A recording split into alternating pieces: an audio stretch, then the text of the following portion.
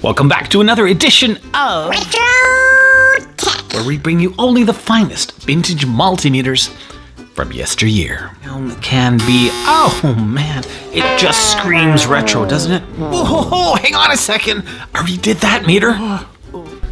No, today we're looking at the FLUKE, the classic FLUKEs.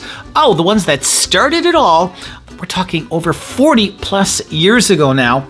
8024B in the vintage spotlight. Oh yeah. Now I don't have the 8024 manual. I do, however, have the 8022A, which was pretty well identical in terms of, I mean, what the manual looked like at least. You can see really nice information here. I mean, this thing goes through everything. We have schematics, board outlines, scale, like the whole 9 yards. I think they did not mess around 40 years ago. You bought a multimeter. Wow, you bought something that people took a lot of pride in designing.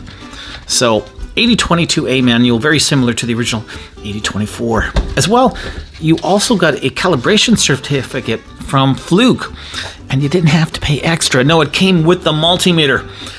This once again was for an 8022A, not for this 24 here, but really nice to see that calibration cert right with that meter. Yeah, your eyes are not deceiving you. This is a FLUKE, but a FLUKE without a body. This is just a housing. I'm looking for a body for this one. Now, this is the star of the vintage hour right here. This gorgeous looking, actually almost mint, save for a little oopsie. But this is one really sweet old meter. You would never in your life think this thing is 40 plus years old. Well taken care of. I mean, it was basically never used, I'm sure. Standing bill, excellent angle, and this thing feels like a ton of bricks. You have that rocker switch here on the side for the on-off, and as well, that was an AC adapter. If you didn't want to use a battery, you could just simply plug it in. Wow. And we had that ever so FLUKE style push button control, no rotary selector here, no wear and tear really. I think in terms of longevity, these would definitely outlast your standard rotary selector switch. Very nice design, and you know that color, what can you say? Yummy. Now I can't say for certain if these are the original test leads for the multimeter. If not, they're pretty darn close to that banana style, so they just stuck in like so. Excellent contact, no worries about loose test leads.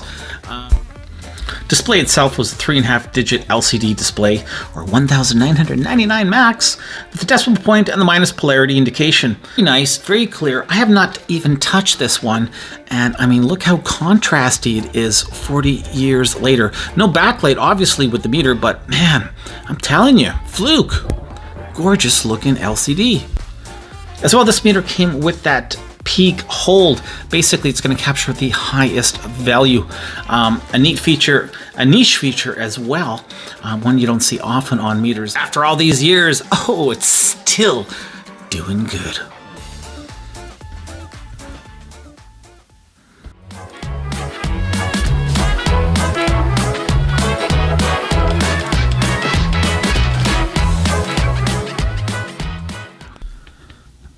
Keeping with that vintage vibe, I've got a very old precision resistor, 1969, so it says. Man, that's even older than the FLUKE, 100 ohm. So to get into ohms mode, you can see with that push select, here's the ohm rating there. We're gonna push down because it's telling us in for ohms, out for voltage, out for milliamps. So the button is in. Now this is a 100 ohm resistor, so we want to make sure we're down here. So this button is going to get depressed as well. There we go. Now for the moment of truth. Here goes. Oh yeah.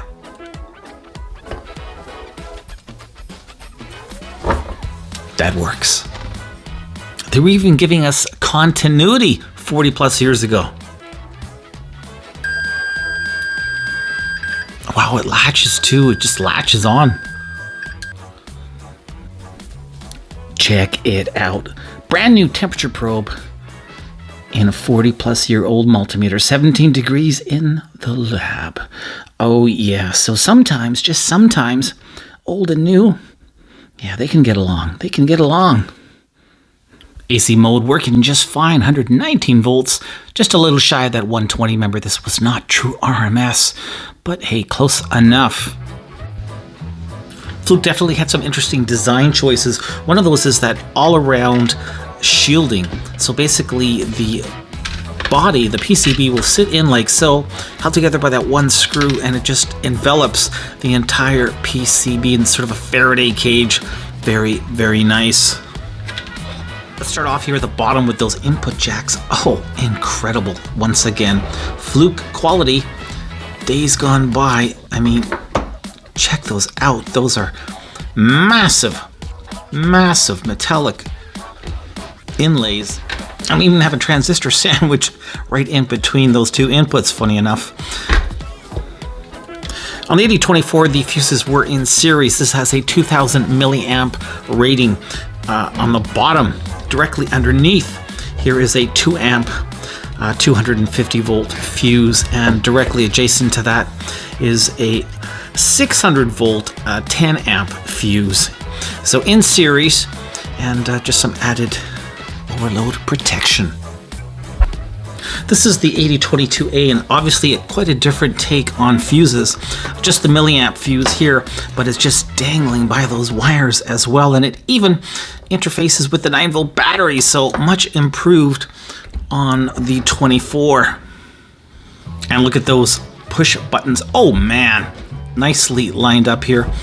Plastic housing on the top, and below that we have that metallic spring.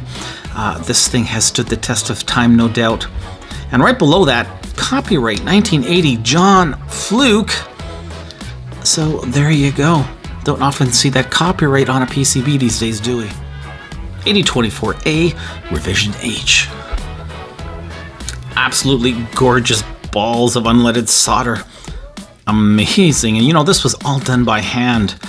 No automation, no mass assembly. And hiding ever so discreetly, it's a revised version from the 8022. This is the ICMOS Quad 2 input gate. So a slightly newer version than they were giving you on the 22A. IC was underneath that display. Probably a take on the same Intersil series here. This one's made in Singapore, 40 pin. On the side of the Fluke here, we have a couple of Varistors RV2 and RV3.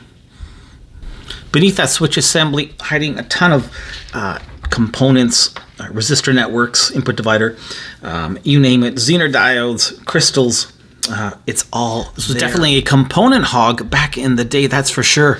Took a lot of parts and pieces to get this thing going. Some of the displays on these early Flukes had like a flex ribbon cable that would connect it, but not this one. This one was hard coated right in there with some screws directly onto that LCD interface. Alrighty, let's put it back together. Old Fluke multimeters, hard to get better than this in the multimeter realm. These devices were made to last, and last they have. 40 plus years and still going strong, still calibrated, still able to take measurements as good as the day it came out of that Fluke factory. As always, thanks for joining me on the sojourn down vintage memory lane. You, me, and the Fluke 8024B.